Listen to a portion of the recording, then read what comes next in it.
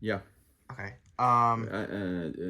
Just to be clear, I'm the chairman and the CEO of Frenchbee. I started Frenchbee, and I also managing Air Carib, which is the sister company of Frenchbee, Mhm. with the same shareholder, which is the Groupe Dubois family, Okay. French private family. All right. Uh,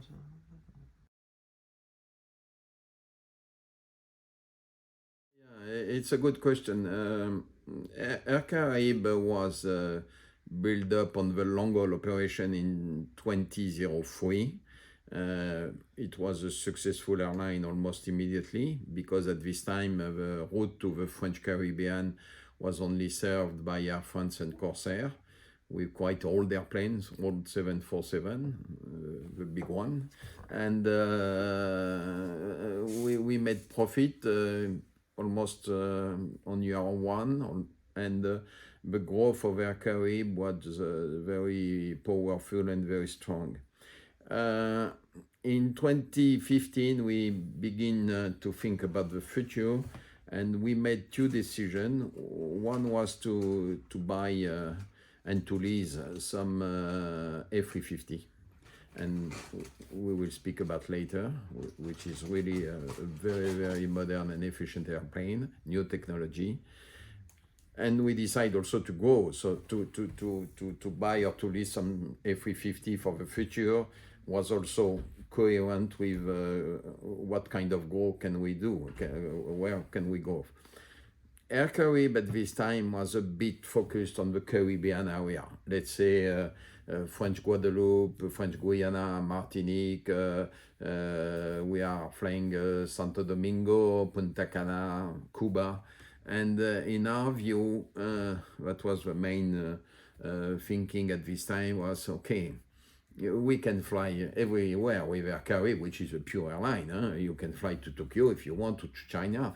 But the brand, the fact that most of our cabin crew were based in the West Indies, made it difficult to think we can fly to other destinations around the world. The second point, which is perhaps more important, is Air Carib, like many airlines, have their cost base increasing slowly, but for sure every year on year. And we have been thinking about that for a long time, and it's almost, we cannot say impossible, but it's very, very difficult in the French system, European way of managing people and so and so, to make restructuration or to think about the future with a better cost base. And when we told the people of Air Carib, we are thinking about growing, but we need to review the cost, they were very reluctant. So we were thinking about that, and then came the idea we had before in other situation, which is, okay, let's grow Air Carib just on the flow and build a new one. And new one which is totally new from scratch. Take a blank sheet of paper and then build a different structure with a different name, different brand, different product, everything different. And then we built Frenchbee. We achieve a new product. For instance, Air Carib is three class configuration with a small business. No business class on Frenchbee because we were targeting another market, other routes, other destination, and it's why we have built this airline just to have a better cost base and a different product than Air Carib. We could have done it into Air Carib, but we would right. not have achieved the same cost base. Right.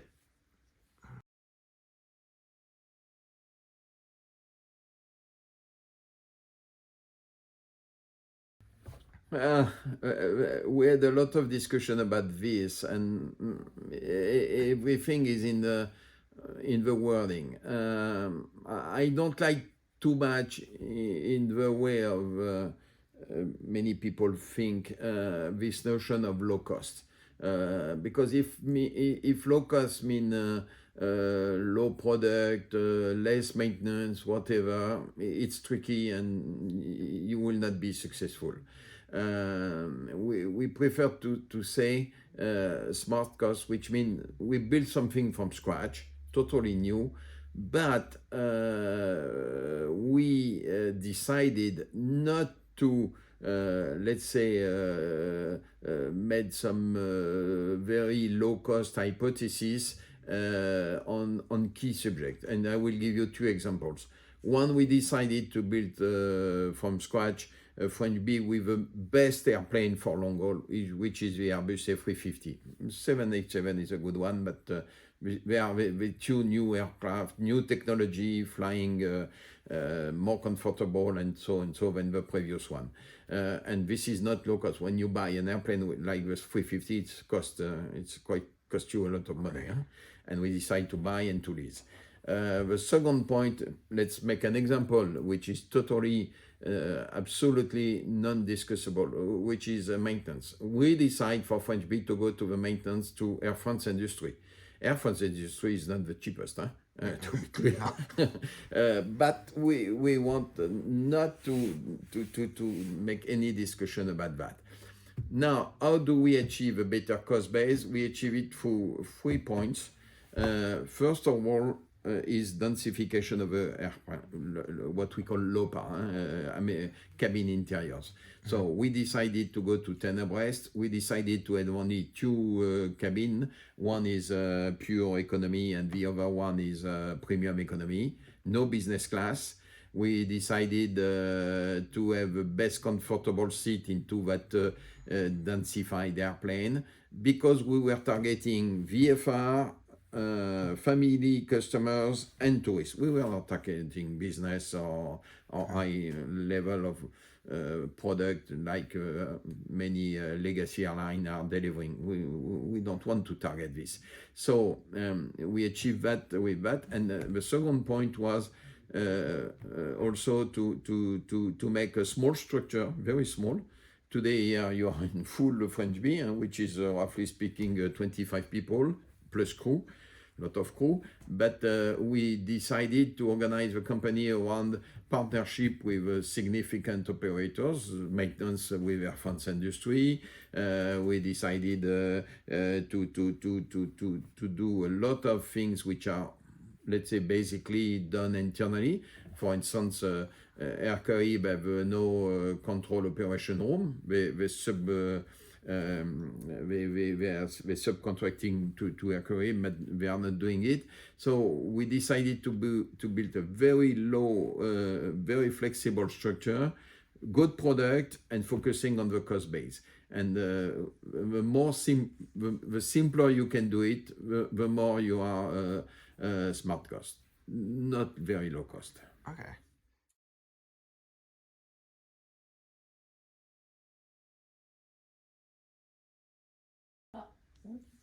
The fleet.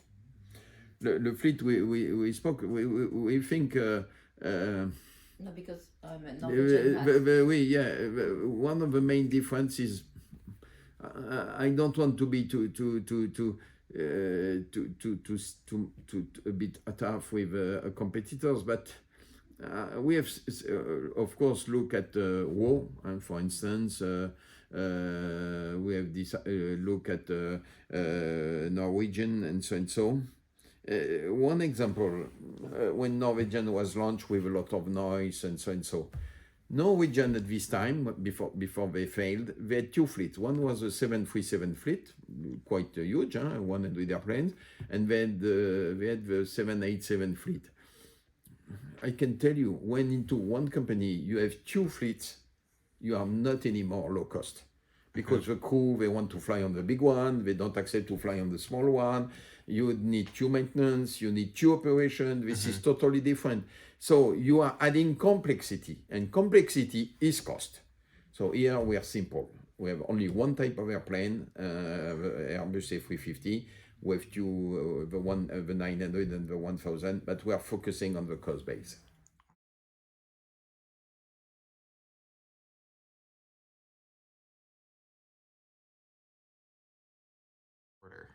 We have today in two operation. We have 4 A350-900.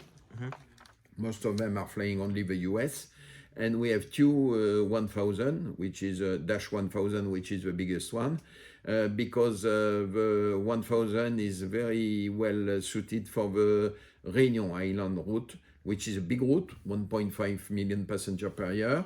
We have been into that route since 2017. We have already achieved roughly a bit more than 20% market share. So we have a big cargo position into the market. So the 350, 1000 is very good for that route. And we have two of them. The last one has been introduced 1 week ago in Toulouse. We bought this one. It's not a leased airplane. And because our financial structure is it's been a bit weakened by the crisis, let's to be clear, but we are still strong and robust. So now we are focusing on this 1000. We have some other ones in order, but we have not yet decided, do we do them into Frenchbee or Carib or everything else. So it's about the future. We have different leverage position. One is Carib, the other one is Frenchbee. Let's make it flexible. Okay.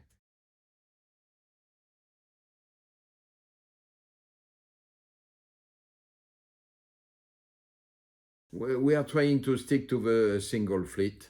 I'm looking at the 321 XLR, which is a bit late. They said they will introduce it in 2023. Now they said 24.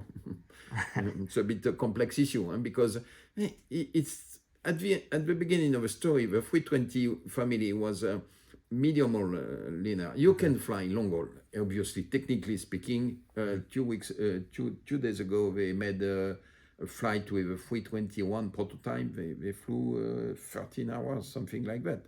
So you can do it technically speaking. Is the airplane suitable for the long haul operation?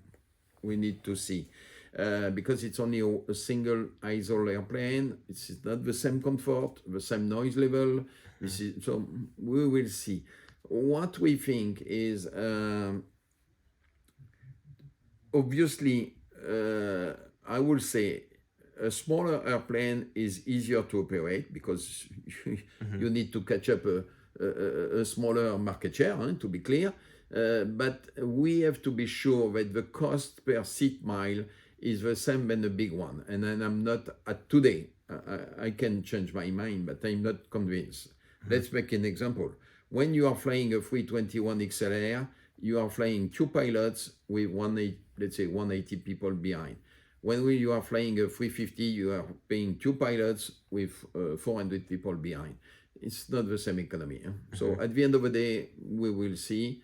We are not in a rush. We are very happy with the 350, so let's stick to the 350. Okay.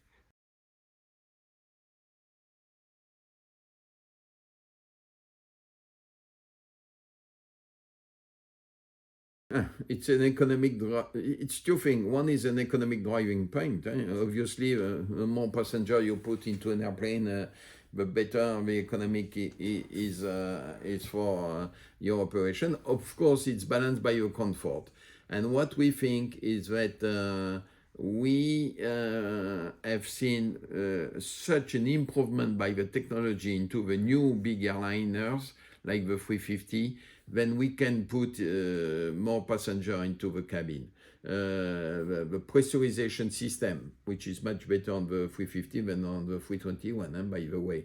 Vibration, noise, protection, humidity, airflows, and so are such better than in the previous airplane, including the 330, the previous one from Airbus, that you can put probably more passenger into the airplane with the same comfort, even a better comfort. And it's why we have achieved this choice. We are targeting only VFR, leisure, passenger traveling on their own. We are not targeting at all the high level or the business traffic. But the good thing is, beyond the crisis, this part of the customer are the ones which are now traveling a lot. The business traffic is not very strong today, and I don't think it will be strong again for many years because of these videos, Zoom, and so. So I think we made the right choice at the right moment, and the way we are getting passenger on the airplane, for instance, New York now is a very good load factor. because it's the best route we have in the US today. Think that we have made the right choice for the right customer. We are not targeting high-level people with who want to travel in very luxury condition. This is the job of Air France, British Airways, Delta. This is not our task. But so many people are not ready and able to pay $10,000 to go across the Atlantic. Huh?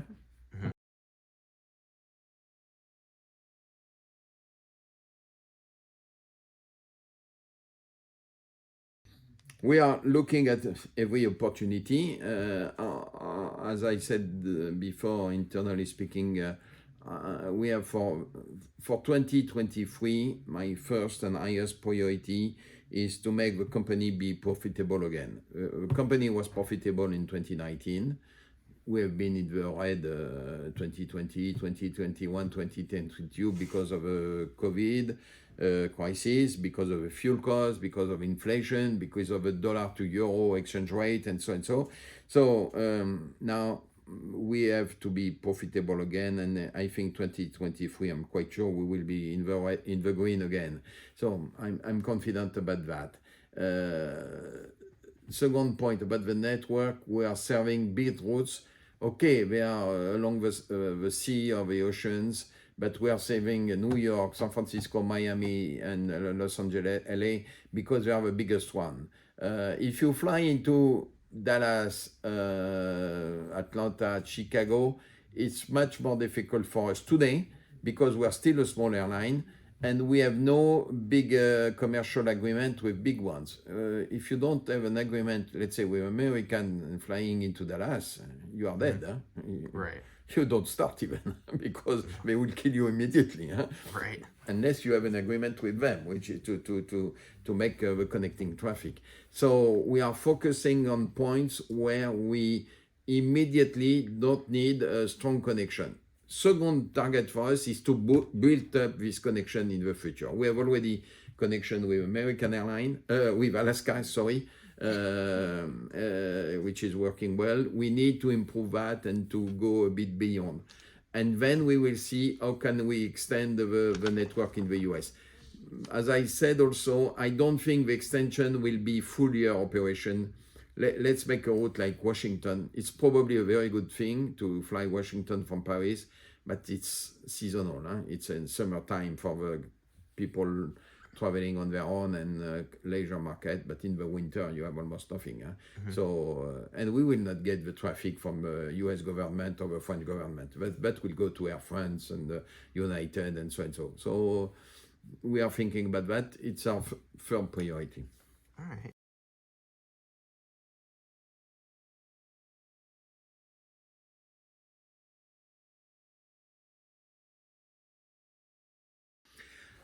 At the time we decided to fly Tahiti, which is a French territory, obviously, and we just made the decision to stop by San Francisco because two things. At this time, all competitors were flying LA as a stop by, Air France and Air Tahiti Nui. So we decided to do something different because to add another flight into LA to Tahiti was not very interesting for the customer. So we decided to fly to San Francisco. The other one was, other reason why, if you look at the market share and so, the biggest demand to Tahiti is North California, it's not South California. So as we were a bit on a standalone basis, no connecting traffic with Delta or American or United, we decided that San Francisco was the best point at this moment, and we still think so. So now there is United flying San Francisco, Tahiti, but it's not. Of course, I would prefer to fly it alone, but it's the way it is. But it's not our customer base flying United. People flying United, most of them are burning miles. I cannot get them anyway, because if you are a US customer with a lot of pile stock of miles into United, you will fly United. You will not fly Frenchbee. So we are not losing that much traction. We are more focusing on people paying on their own. All right.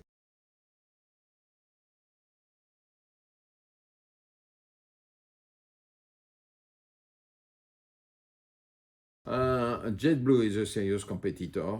They have a very good brand, probably a very good product too. They have a small airplane. They are flying CDG. So I think the biggest headache of JetBlue coming into the market will be into Air France, not us, Right. because it's not the same segment of customers. It's not the same product. I think JetBlue will be a strong competitor for Air France into CDG. Tough. We don't see them as a big significant danger for us. We even think it could be better for us because JetBlue is a small competitor into CDG so far. When they will build up the network is another story in the future. So at the end of the day, they impact Air France and it's good for us. North, we will see. I think they will fly the 787. They will fly into CDG. They are very Norwegian-minded, to be clear. Norwegian has not been successful. At the difference of Norwegian, they have not the same weak point than Norwegian had. So, okay, competition is competition. We have to be better. We have now a good presence in the US market. In the summer 2022, the last peak time, we had more customers into the US coming to France than France to the US. So we will see. And the traffic is booming. So at the end of the day, if there are more passengers because they want to fly, this kind of customers, good for everybody. If it's good for North and good for us, okay, we will be happy.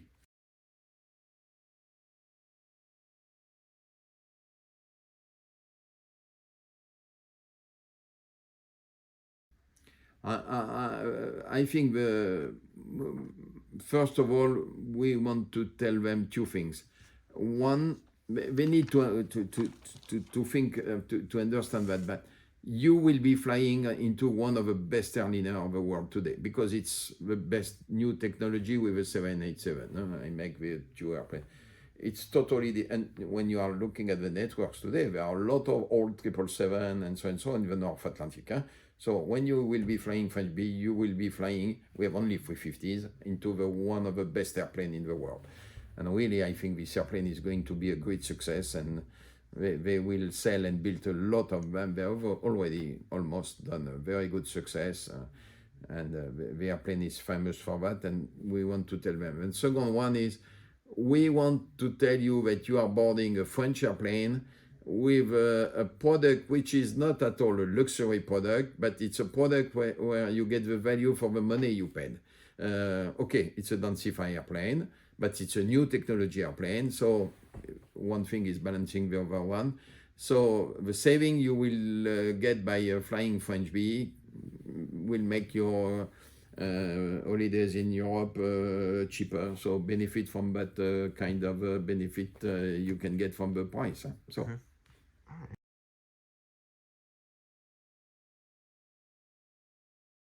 Yeah, we are trying to build something. It's not easy because it's a complex story when you need to build connection, interline e-ticket, and so on. So it's a complex story. We have also a very good now connecting system in France with TGV network, the high-speed train. We can connect 17 stations in France, which is almost all of France. We want to extend that. It's time consuming. We need to invest time on that, but it's among our more important target for 2023.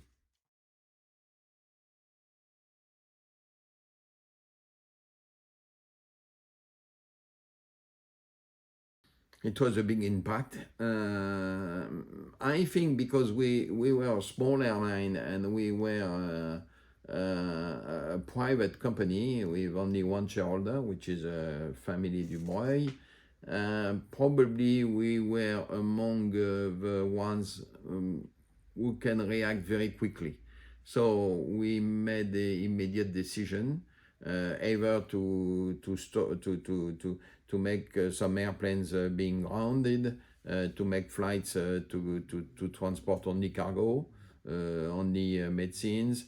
For instance, we have been chosen by the French government to operate some medical flights to take COVID people seriously injured by the COVID into the Tahiti even. And we, in a special medical flight, we came back with them from Tahiti to Paris, from Guadeloupe, Martinique to Paris. And we have made that because we were reacting faster than the other ones. Air France can have done a medical flight, huh? They know, but at the end of the day, we have done them, many of them, because the French government called one night and said, when can you start? And we said, we will start in 5 days with all the stretchers, the oxygen, and so on board. So we have been reacting very quickly, and it's give us the capacity, because we were very robust on the financial side, also to think about the future. We didn't furlough any people. We keep them all on the board. We reduce the salary, we cut the salary, and it's causing us today some trouble, because people, they said, okay, I made some efforts, how can I get a bit my money back with the inflation, which is tough in France, like in many countries in Europe and in the US. But I think we have been a bit weakened, but we are still very robust financially speaking. We have decided not to follow any people, so we have all of them on board. So we have capacity to fly new frequencies, new routes to Réunion, New York, and so on, Miami. And the second point, we didn't change our fleet plan. So we adapt a bit of the month of delivery. But last week we took delivery of a 1000, which is a not cheaper plane. Huh? We have ordered 3 years before, but we said, okay, we will keep them. We could have called Airbus and say, no way, huh? We are in a very troubled period. Nothing has been like this before. We cancel the order. We said, no, we keep the order. We want to move it, but we want to, because we want to go again after the crisis.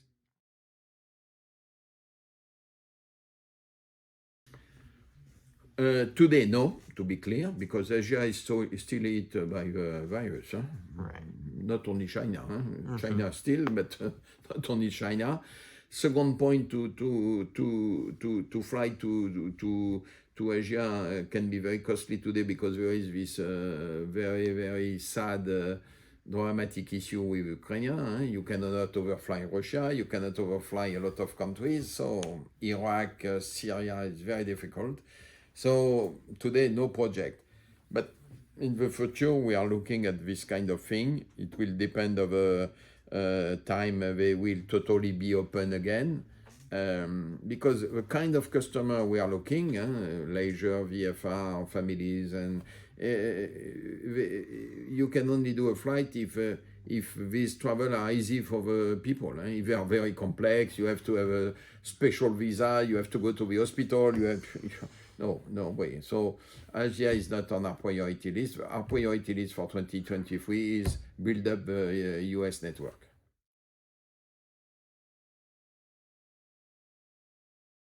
Yeah, we are working on that.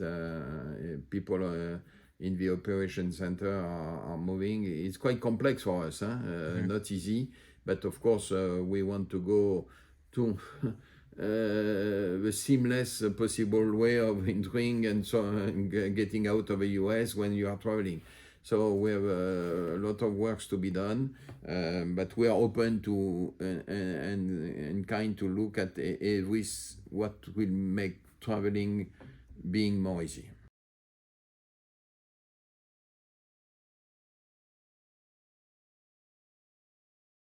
I never dream about getting unlimited money, because no, I am going to answer, but because of course it never happens. Any people making business knows that money is not unlimited. Right. And I think it's better like this, to be clear, because we have seen a lot of projects with huge money and being burst off because people, at the end of the day, when you have unlimited money, you can do stupid things. So when you have limited money, you have to be careful. So I think at the end of the day, it's better. No, if we had more financial capabilities, we will probably, first of all, secure some more 350s, because the 350s is going to be a huge success. And if you want to order some airplanes today, you will not get them on the line of Toulouse, on the factory line of Toulouse before yours. And let's say 321 XLR, if you want to buy them, you will have to wait now 4 or 5 years. So if we had additional financial resource, we will be looking at the airplanes, and we will try to improve our data system. I mean, we are Amadeus. We have all these things. We are selling in the US. We are selling on Expedia and so and so. But I think that digitalization is already done in the air transport, but can be extended and need to be extended. I mean, if we don't, all airlines, business, but we too, if we don't invest in that and put more money, more intelligence, more imagination, resource, and so, at the end of the day, people like Amazon or Alibaba, they will catch up the market. They will decide who is the customer belonging to, and they will say it's belonging to us. Connecting to us. And this is a danger for us, because they probably know more about their customers than we know about our customers. For instance, Amazon, you buy this on Amazon today, you get it tomorrow morning, and immediately they will tell you, oh, by the way, you have another bottle of water coming from Pyrenean mountains or the Alps. It's better than this one. Do you want a new one? And they are able to better understand the customers than we are. So 2 things: if I get more money, invest in airplanes, invest in data resource to better understand what my customer needs. All right, awesome. Well, thanks for talking to me. And those are some really good in-depth answers. Thank you. Thanks. Appreciate it. Okay. Have a nice stay in Paris.